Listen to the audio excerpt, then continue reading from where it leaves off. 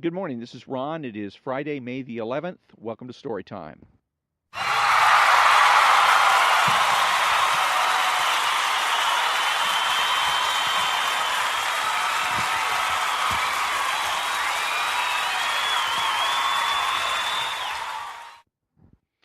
Okay, so I want to remind everybody this is Story Time, and it's basically a show about it's philosophical and cultural in basically in tone and content.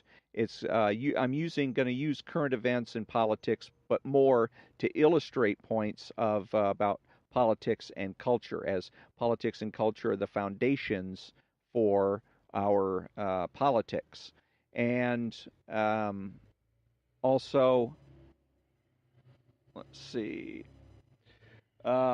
Yeah. So, so it's also the show is here to answer the question for people: what should I do? There's a lot of people that call radio shows, and that are talking about cultural issues, current events, politics, etc. And they ask, "What can I do? What can I do?" And usually the answer is vote. So what the host is saying is that every 2 years you can make a difference, you can make an impact. And I say that that's wrong, that you can make an impact each and every day. And finally, that this is a show for the butchers, the bakers, and the candlestick makers, not for the professionals. So, one of the ways that the left is looking to undermine the country culturally, and they look to undermine the country culturally because that's part of Marxist doctrine. Marxist doctrine says that in order to defeat capitalists and capitalism, you go for what he referred to as the superstructure, the things that support that political system within a country. And so, one of the things that's being attacked here is the sense of, or the expectation of privacy by each American. We all have expectations of privacy from time to time, and the left's on a mission to get rid of that. They plan to do it by getting all of us individually, one by one, to give up that sense of or expectation of privacy voluntarily. And usually the way it's done is by asking simple, harmless questions, or actually, it's by appealing to our curiosity. So somebody comes up and says, hey, can I ask you a question? And your sense of curiosity gets the better of you.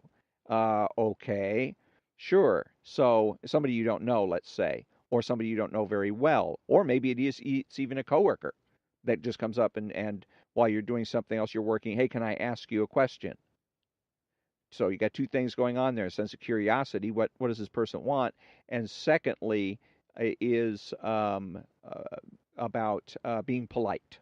So that's the thing that left also does is use our sense of trying to be polite and getting along in society against us by asking very personal questions. And that's usually what comes next from the socialist when they're asking you, can I ask you a question, is a personal question. So now you've already said yes, you can ask the question. And once they ask this very personal question, you're now on the spot because you don't want to come back and change your mind and say no. Without looking bad.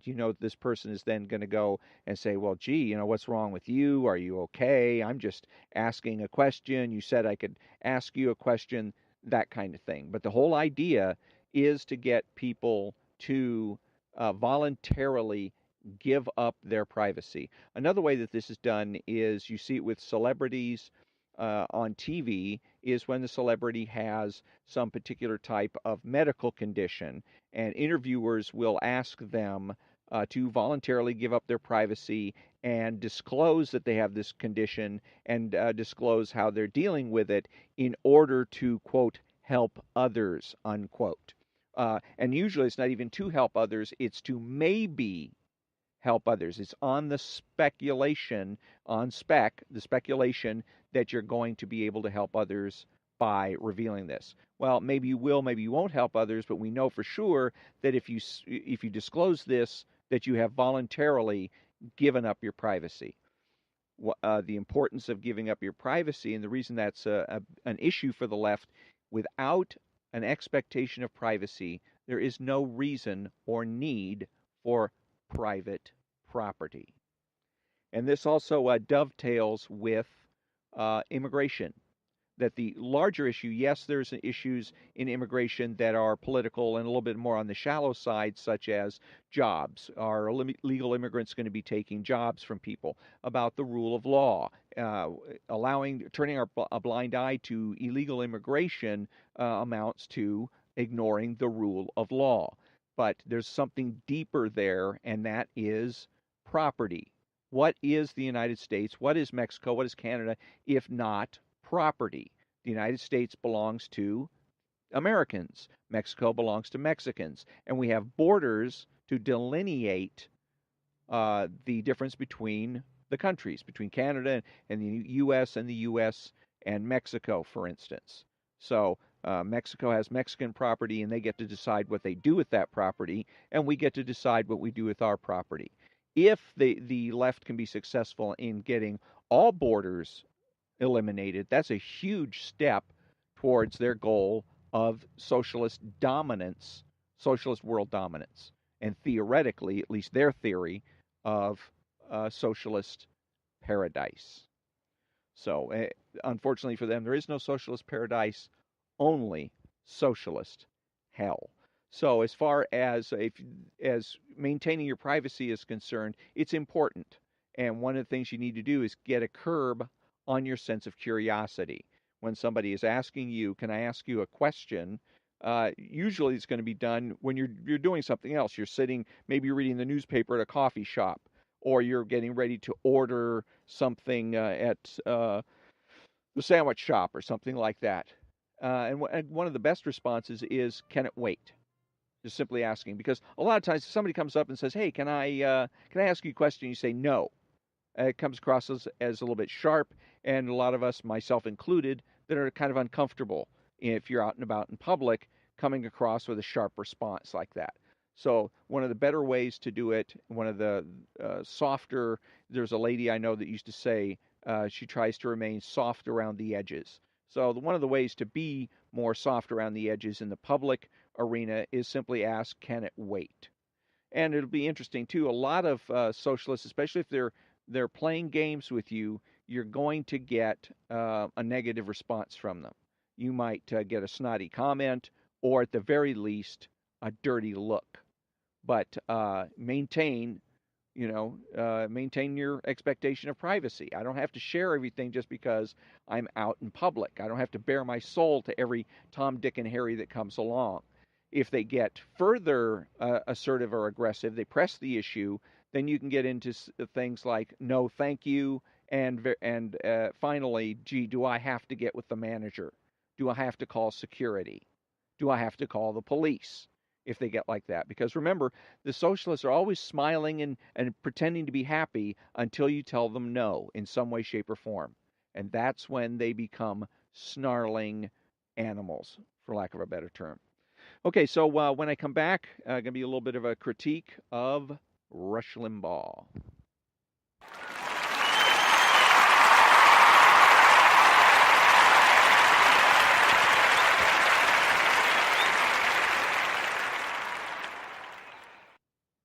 Okay, I'm back, and the critique that I'm about to do is from the Playboy Interview, and it's from the book 50 Years of Playboy Interviews, in which I think this is 93 when they interviewed Rush Limbaugh.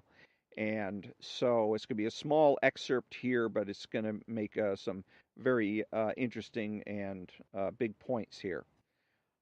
Playboy, and yet the American people seem to accept the idea that the Reagan 80s were a decade of greed in which only illusory gains were made. Limbaugh, the architects of that revisionism are the people whose power is most threatened by the truth, the liberals. Liberals are empowered by making as many Americans dependent on them as possible, and yet the 80s proved we don't need liberals. We don't need cradle to grave. All we need are fewer restrictions, fewer shackles, and more positive attitudes. You can do it. This is America. Turn people loose and let them become the best they can be. Playboy, that still doesn't explain the economic imbalance of the 80s. Okay, let's look at the 80s. When Reagan took office in 81, and he goes through some statistics here that I'm going to go ahead and skip, But then they'll say it's still unfair because their tax rate is lower. Liberals talk tax rates and equate that to fairness. Conservatives, such as me, talk generating revenue, expanding economies. Now look at the deficit in the last 3 years. It ran 150 billion, down from earlier deficits in excess of 200 billion. No tax increases had come along to reduce that deficit to 150 billion. What was going on, depending on who you listened to, was that 19 million to 23 million new jobs were created in the 80s, substantive new jobs, career type, not hamburger flipping jobs, as is often stated. And the national attitude was way up. Reagan made people feel good about themselves, which is a crucial aspect of leadership. And it was also a time in which the military was rebuilt, so there's a lot of positive reinforcement. People were proud to be Americans, and to try to revise those years and try to get away with it is unfortunate. It's criminal. So now, what I wanted to get to here immediately, the things that appears is that Rush Limbaugh lets Playboy get away with making presumptions that haven't been established. It's called in court showing, what is it? Showing evidence or making conclusions without showing evidence, something to that effect. And Playboy, and yet the American people seem to accept the idea the Reagan 80s were a decade of greed in which only illusory gains were made. And when Rush Limbaugh answers that question, the architects of that revisionism, blah, blah, blah, he is conceding the fact that what Playboy is saying here. Playboy is saying that the American people, and what Playboy is saying, clearly saying there, is all of the American people. And Rush Limbaugh is agreeing with that. Yes, all of the American people accept the idea that the Reagan 80s were a decade of greed and with only illusory gains. No, that's not true. It hasn't been established. You need to have um, some kind of proof. And so, one of the best way to handle that is to ask them, what proof do you have of this, or just to simply deny it. No, you're wrong. Nobody believes that. Now the interviewer is in the position where they've either got to put up or shut up. Either provide the proof and the evidence that all Americans believe X, or move on to the next question. And the following question, too, that still doesn't explain the economic imbalance of the 80s, is the same thing. He presumes that there was an economic imbalance of the 80s. And again, one of the best responses Rush Limbaugh could have provided was there was no economic balance. I'm sorry, you're wrong. Make him prove it. Okay, make him show you where this economic imbalance occurred, and make him also prove that it had something to do with Ronald Reagan. And that would go a long way to, first of all, what it does is it helps Rush Limbaugh so that he doesn't have to be tired all the time. He constantly complains about being tired. I got to defeat this, defeat that, defeat the other thing. No, you don't. Okay, you got to remember, Mr. Limbaugh, that you need to deal with arbitrary statements by ignoring them. You can acknowledge them as arbitrary, but after that, you leave them alone. And that when somebody is making a presumption, they are presenting evidence or presenting evidence without facts, then you have to call them on it. You can either you can do it also in a softer, gentler way, which is, I'm sorry, what evidence do you have to support that? What facts do you have to support that? Or, like I said, you can just simply contradict them. No, they don't. No, it isn't. There was no economic imbalance. I'm sorry, you have it wrong. And put them in the position again, put up or shut up. Because so much of the left is, again, about psychology. And part of the psychology is to get you to go along with things that you shouldn't be going along with, because they'll use it foundationally. Once you've accepted the notion that the 80s were made only illusory gains and it was just a decade of greed, they can build on that. And they can make they can go out and say, Rush Limbaugh, even Rush Limbaugh agrees that the American people know that the 80s were a decade of greed and illusory gains. Therefore, XYZ, whatever piece of legislation that needs to be introduced, or there needs to be a change in attitude in the country, or something of that effect. So when I come back, I'm going to be doing a little brand new issue of Imprimis, and it's going to be the negative impact of the Me Too movement.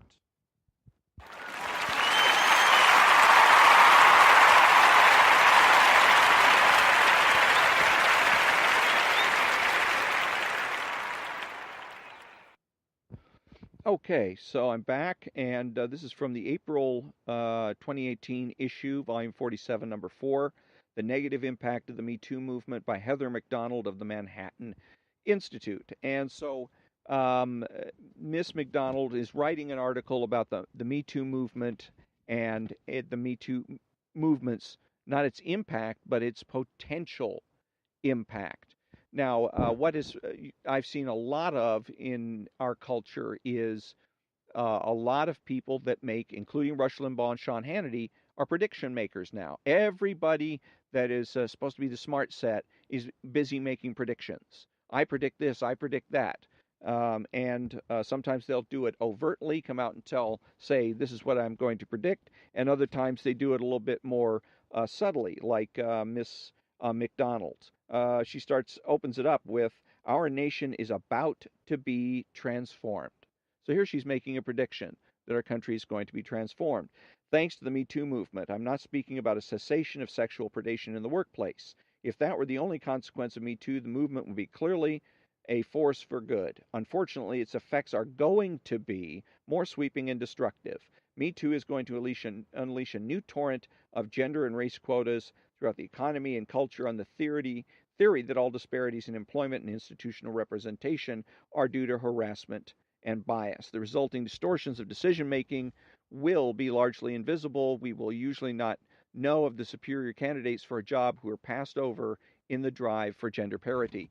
And so here's, again, she's making predictions. And one of the things there's a take my word for it quality to here, in which she says that it is going to be the resulting distortions and is going to unleash a new torrent of gender and race quotas. Where did she get that idea? She doesn't, there's no answer to that. She doesn't say where she gets the idea for this. There's no footnotes, there's no quotes. So we have to take her word for it that that's what the Me Too movement is up to.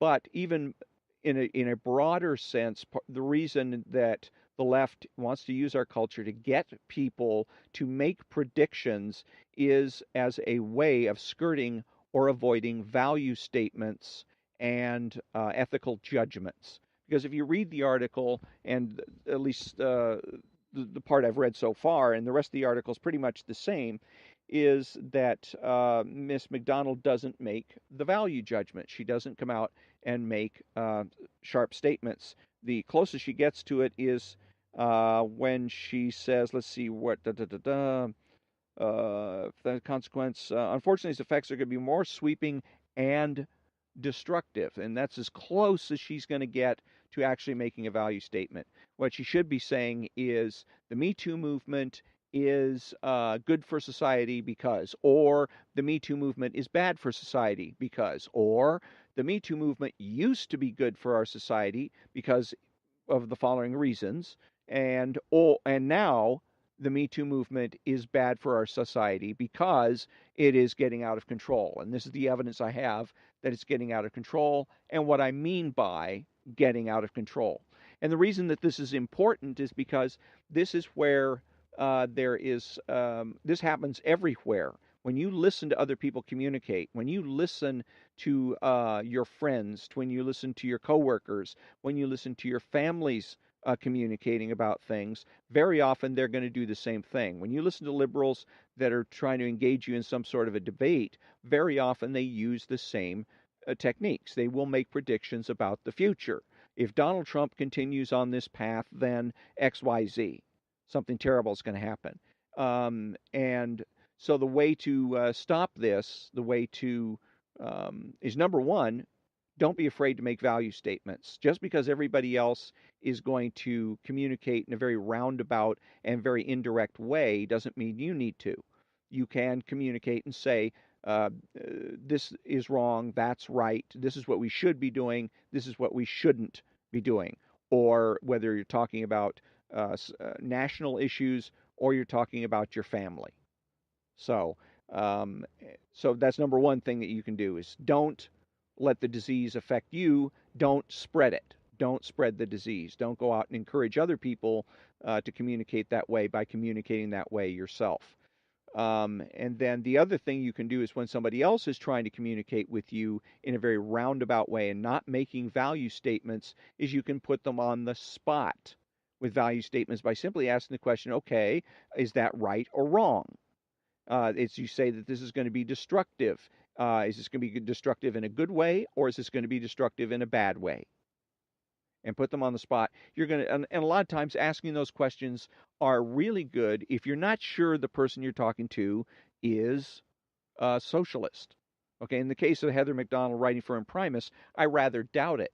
But a lot of so called conservatives have been influenced by idealistic culture. And idealism is the cultural manifestation of socialism. So they have a tendency to communicate in the same way that other idealists do. And in so doing, they have a tendency then to, as I call it, spread the disease. And they can avoid doing that and put in check other people that are trying to spread the disease by simply asking a few potent questions. Okay, so when I come back, it is going to be the New York City cab driver's joke book.